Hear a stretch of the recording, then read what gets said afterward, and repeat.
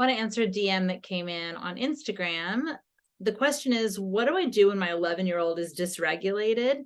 But when I try to connect with him and I try to co-regulate with him and I try to, soften his little nervous system reactivity, he pushes me away and seems to get more upset when I try to connect with him.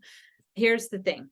When we pursue them to give them empathy and connection and they don't want that, it can actually make them more aggravated and more annoyed. Please do not force empathy and connection and co-regulation on your child. The point is the availability of your presence if they do not actually want your presence there. So what I would say, let's say your 11-year-old's yelling, they're really upset about something, maybe they're aggressive even, not just verbally, but maybe even physically. They, have thrown something or they're really upset, really dysregulated, falling apart. The first thing we want to do is connect and provide co-regulation, letting them borrow our calm and our prefrontal cortex to downregulate their reactivity to move them into a whole brain integrated state where they're again regulated and all of those things.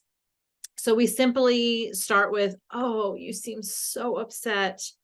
How can I help? Or what do you need? Or, oh my goodness, I will listen. Something like that, something to just offer the availability of your presence. Now, let's say they are like, leave me alone, go away, or they even say something worse. It's perfectly fine if it's their desire to be by themselves or to say, leave me alone, to respect that as long as they're safe and that you offer the availability of your presence. So what I would typically do in that moment, and this would be for a young kid as well, or a much older kid, is to say, I totally get it. Take your time. I'll be back to check on you in a few minutes and let me know if you need me. I'm going to be in the kitchen. So you're basically allowing them to know you're close by. And then within a few minutes, you might go back and just very gently, very quietly, very softly, hey, I'm just checking on you. Is there anything you need? How can I help? And if they again say, leave me alone, you say, okay, I'll be in the kitchen. I'll keep coming back to check on you, but you know where to find me. I'm here to listen, or I'm here to help. So you really just offer the availability of your presence. All of us have unique sensory differences. We all have unique differences in terms of how our nervous systems calm down, how much time we need, what it takes.